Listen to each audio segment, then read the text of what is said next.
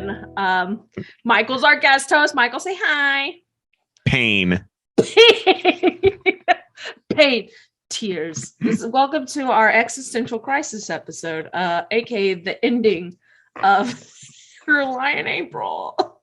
For next week when we roll for a new show, Lauren is gonna get to sum up her thoughts, which are probably also going to be pain, tears, crying. This world shall know pain.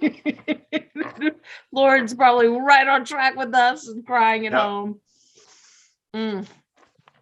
So it's the last two episodes. Do we want to dive right in? Is there anything we want to cover before it? No, what do you say after this? I have seen plenty of sad anime. I like a silent voice. A silent voice. That entire movie, cried the entire time. Violet Evergarden, cried. Just pain, and this show takes the cake. It takes great. the cake. That just makes me feel great, doesn't it? Yeah. Well, no, that should make you feel great, because if you ever decide to watch Violet Evergarden it's not as bad. Voice, it's not as bad. Cool. I just went to the top tier. Yeah. Upsetting. You went up there, man. Oh man, this is just great. I love this so much for me. Oh. And guess what? Now, every April, I get to send you gifts. I'm gonna be so mad at you. Yeah. If it involves a cat, I might drive all the way to your house, and I'm not that mean. No, I'm not that mean. Come in your room and sob. I'm mean enough to send Nina Tucker memes, but it's only because I believe it's like The Ring. If somebody shows you a Nina Tucker meme, you have to send it to 7 other people, or Nina Tucker will crawl through your TV 7 days later and kill you. There's a horrible moment to take a drink of water. Just trying not to die. That's all. My favorite are the people that do Nina Tucker cosplay at Comic-Cons. There's one girl that does it really well and walks up to people and goes, Edward. Yep. And there's a special place in hell for those people, and I'll see them there. And I just love watching people just go like, oh, what are you? Oh. the dread that washes over people's face when it people clicks. That dress up as Uncle Ben and drop down in front of a Spider-Man, and you're like, brilliant. Oh, it's just so chef's kiss. Mean. Yeah, it's mean, but I'm obsessed. Great. Yeah, love it. Yeah. All right, here we go. Episode 21. Yeah. Snow.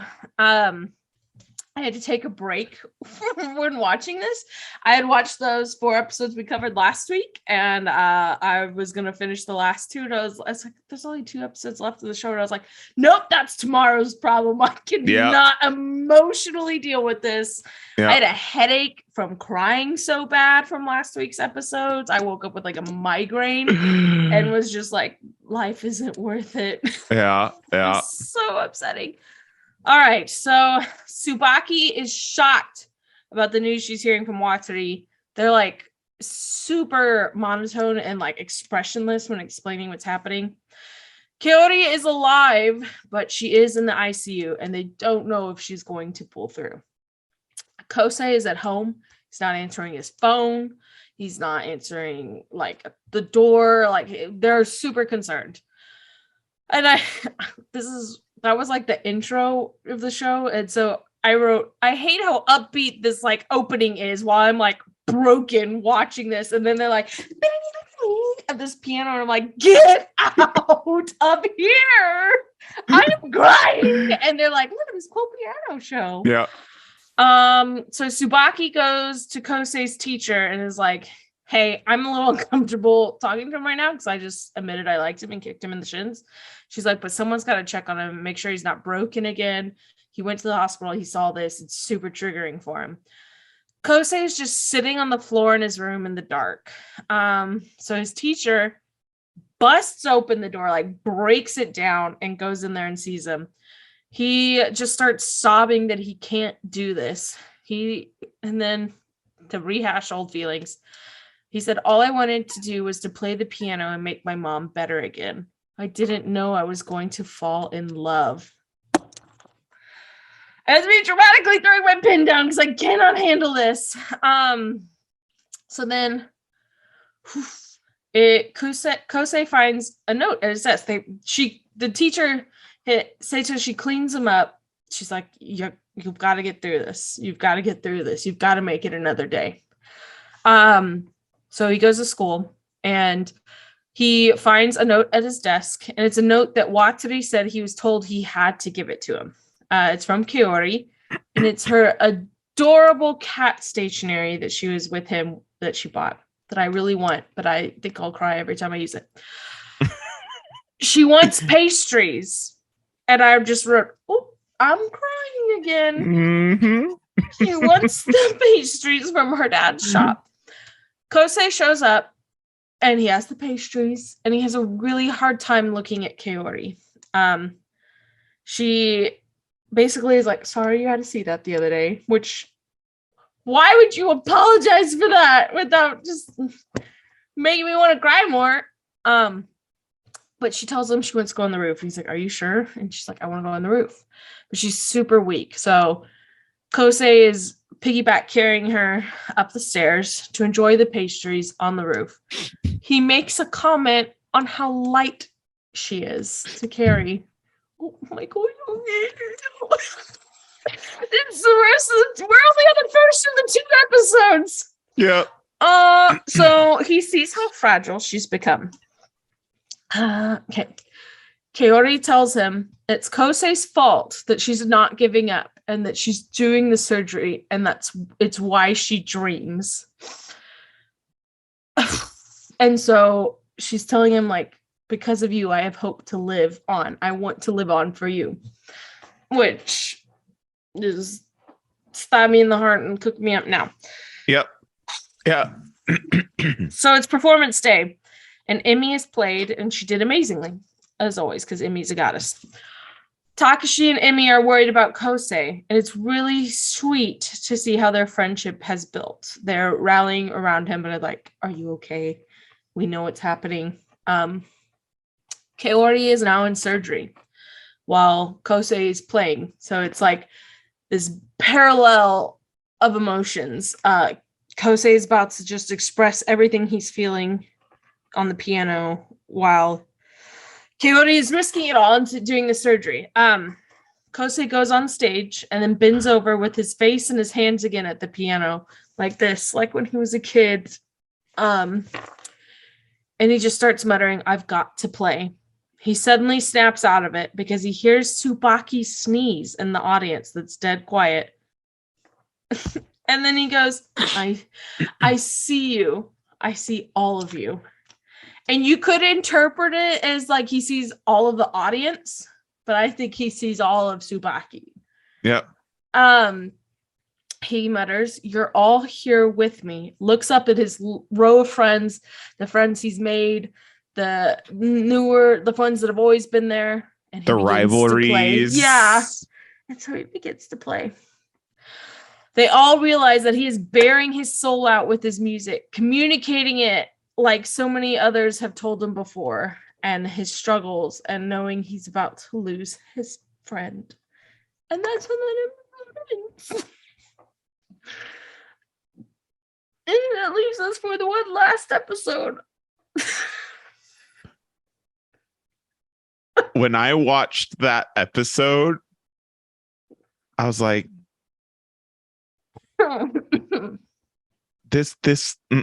no, I know it's gonna happen. Yeah, I know exactly. It better not.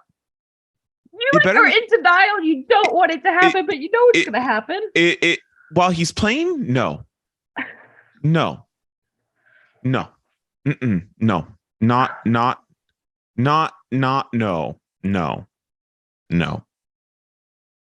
Well, yes. But yes. This next episode says, but yes. Hey, right. Guess what? Everything you thought was going to happen and didn't want to happen because you knew it was going to damage you ever. It's gonna happen. It happens in episode 22, Spring Wind. Yep. Okay, here it is. The last episode.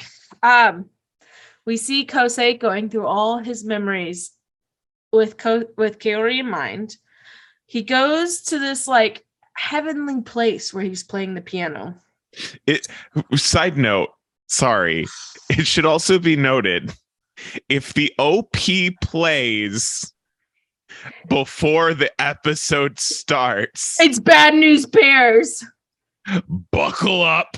In every anime, if you go straight into the intro, I mean, there were so many times in Full Metal that I was like, oh, not good. We went straight into the intro. It's about to get real. Okay. So it's gonna hurt. Exactly what this one does. It's gonna hurt. We open with the anime, and I don't think it did that once in the show of all 22 episodes. I think it always had a little intro and then played. And this is the first one that we were just like, hey, we don't have time to try and give you a little intro. It's all just emotional baggage. So here you go. We're going to get this out of the way now. So he's playing. He goes to this like heavenly like place. There's clouds everywhere. There's beautiful cherry blossom leaves blowing around. And you see Kaori there playing beside him, playing her violin beside him.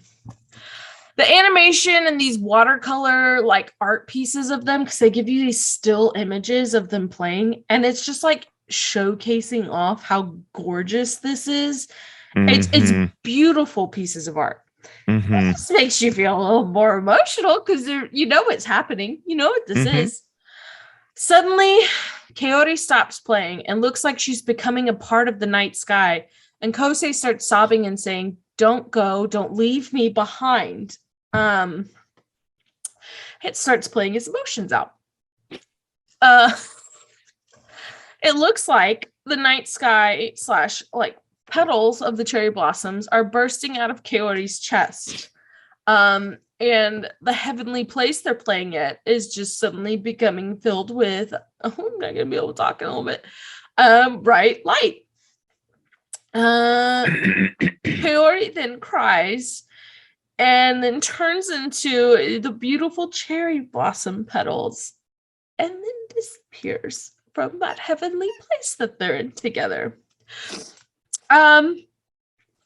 So Kosei finishes playing the piece.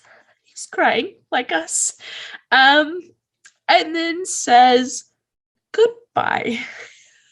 And when he finishes the piece, I can't read. Hold on.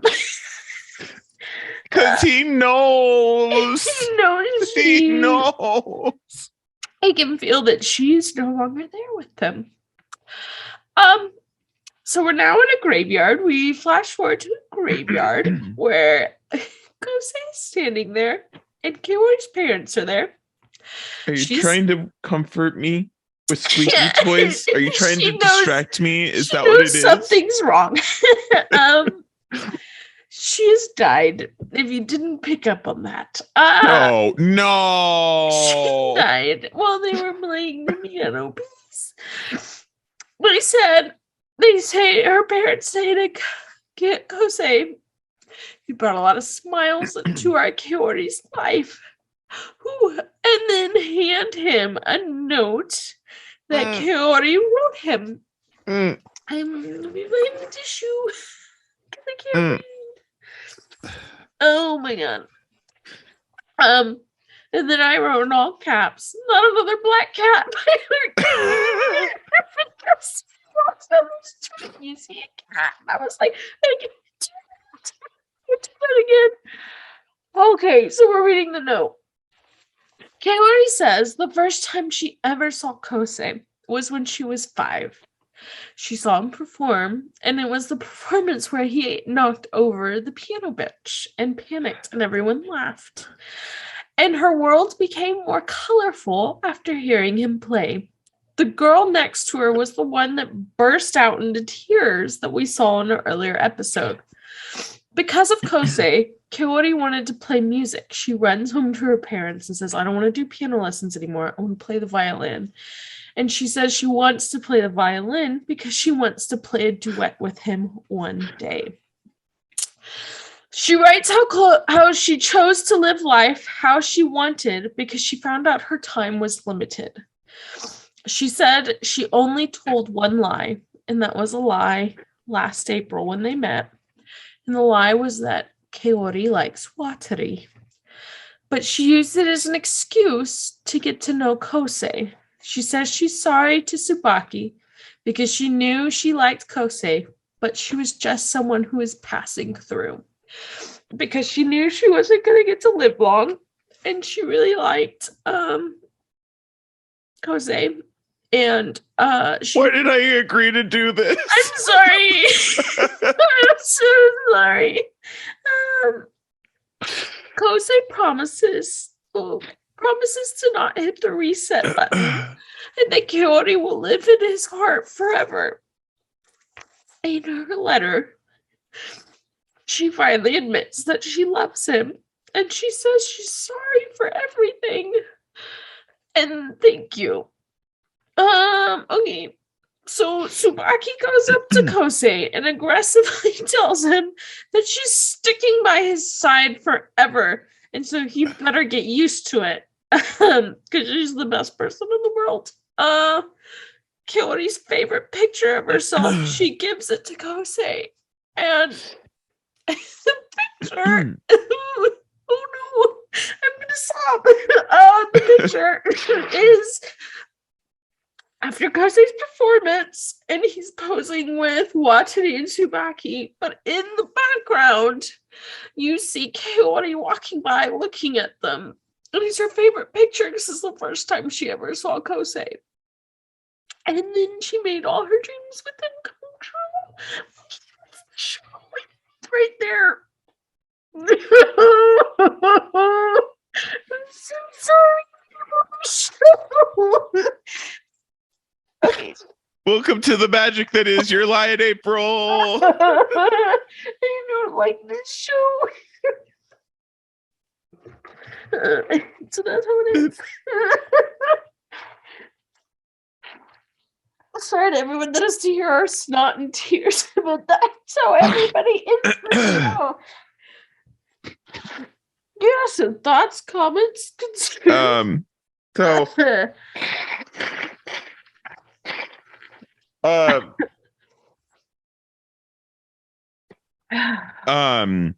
So it's really funny because my buddy Dips, who was like, you should watch Your Lie in April, and I was like, I heard that was sad, and he goes, it is. And I was like, no, and he's like, no, you should watch it, you're really gonna like it. And I was like, all right, fine. And he was like, you need to film your reactions to stuff. And I was like, all right, well, like, what episodes? Because I'm not going to sit there and like film me reacting to 20 something episodes of a show. He goes, just the last two, just the last two. I need to know how you reacted. So I'm laying on the couch. I'm home alone, watching the last two episodes, sobbing, screaming, squeezing my pillow. The dogs are staring at me. And actually, I think it was just Kyrie at the time. I don't think we had Shion at then. And then Kyrie had just died. The recital had just ended, and I'm like moaning, wailing on the couch in the dark. And Kyrie would have been like, what's wrong with you? Yeah. She was like not having it. Yeah. And then I hear the garage door open. Oh no. And I'm like, oh God. And I'm literally sitting there like filming a TikTok while I'm wailing, watching this show. And then my mother-in-law comes in and goes, I could hear you screaming from the garage. Are you okay? Oh, no. And I was like, no. Mama, well, then it gets like, even better. Are you all right? It gets even better. I hear her like on the phone with Ryan, and she's like, I don't know what happened, but he's watching something and he is just making the weirdest noises. And then it dawned on me, I literally finished watching Your Lie in April moments before I had to go see Demon Slayer. Oh, and then you made me go see Demon Slayer. Well, this was the day before we saw it because Ryan wanted to go That's see. right, y'all went and saw it. He wanted to go see the dub, and so we're on the way to go see Demon Slayer. Where if you haven't watched that movie, also emotional damage. Set your heart ablaze, my dudes. And we're talking and I'm telling him about the show and I was like, and I just cried. He's like, I know, mother called me and told me. She was like, do we need to call someone? And I was like, and I just don't know if I'm gonna be okay watching this movie. And then you're not. Then I wasn't, and then I saw it the next day. But remember when I leaned over to you? It was like, if this guy dies, I'm gonna be upset. Well, and then the best part about seeing it the second time was I was more like in the movie theater. I was like, they don't know. We did not. They don't know. The crow cried, Michael. They don't know. The crow did cry. I was like, I regret telling him, if this guy dies, I'm gonna be really sad. I'm gonna want to quit.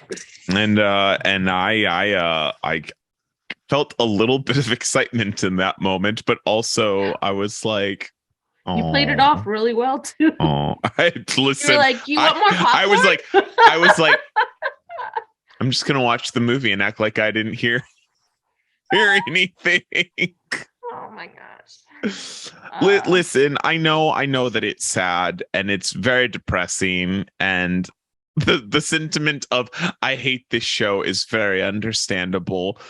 But just like what I was saying last episode is there is such beauty in its heartbreak and in the sadness of it all. And it really is kind of like a super realistic magnifying glass. You know, like we jokingly are like, oh, it's a Walk to Remember. If you've seen A Walk to Remember, you've seen Your Lie in April. But I think that where A Walk to Remember is so hyperbolic, it's kind of weird to say that like an actual live action movie is hyperbolic compared to the anime that has somebody burst into petals, cherry blossom petals when they die. But like, I just feel like the emotion is a lot more grounded and it's a lot more real because it's I think the founded in something. In the animation, you can play more into the emotion because you can get metaphorical. Yeah. You know, like what we did with that last performance. And you know, the difference between this and A Walk to Remember, she just like, don't fall in love with me. And so it's kind of like this forbidden love. And Your Lie in April is she told a lie so he couldn't. Yeah. And she controlled the narrative. And it is because she didn't want him to fall in love, but she just wanted to love him. And I think that's so much more gut-wrenching in a really beautiful way. Because when she tells Tsubaki, I'm sorry, I know you like him, but I'm just passing through for a moment. Yeah, like I that line alone. Ooh. And I thought I was done being sad. I thought I was done being sad, and then I was like, "Oh, there's a letter. There's a letter. There's always a letter." And then I was like, "She was there. She knew him the whole time. She knew who she knew who he was, and it was all their friendships. And it was all like a ploy." And then I was like, "Okay, I'm done crying." And then no, you're not. Picture. The picture. And then the picture. The picture. When she explained seeing their friendships, how she loved it. And the picture, she was there the whole time. And then we gotta stop talking. Okay, so I found out what she's suffering from. Yes, please educate me because I don't know. She was sick with Friedreich's ataxia. The onset of FA is between the ages of 5 and 18, so that puts Kaori right in the middle of that. Mm-hmm. One of the symptoms of FA and what Kaori had is a loss of coordination in arms and legs. It attacks the nervous system, and that's why Kaori's collapsed in the hospital. She couldn't hold her bow properly, all that. People who are affected usually use wheelchairs from a span of like 5 to 10 years after symptoms start appearing, which also would make sense for Kaori because, she had this as a kid. So about 10 years later, it makes sense. She also went into cardiac arrest. FA can make you have heart disease because it's deteriorating your nervous system, which is the reasonable explanation for why Kaori went into cardiac arrest. Both of Kaori's parents must have been carriers of FA, but which the disease had not manifested in them because, there's people that can be carriers. Like my brother is a carrier of strep. So it would perfectly explain why Kaori has FA. And she can be ill for FA and be anemic as well, because people have double diagnosis of things. So that is the best prognosis. There are people that thought it was ALS or anemia. Right. But FA, Friedreich's ataxia, is probably the best explanation of it, which don't Google that because it's a lot of young kids sick. No, I think I'm did. Good. I think I'm good. Don't do it. It's just more sad. Cool. So next week, hopefully Lauren will be back. So she can get sad. So we can rehash sad things.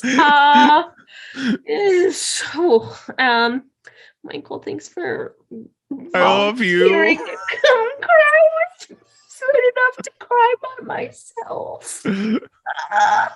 Oh my goodness. We'll bring you back on for more stuff. And I'll try and make it a happier show. And more happy things. I'll try. If we roll JoJo's again, I'll bring you back.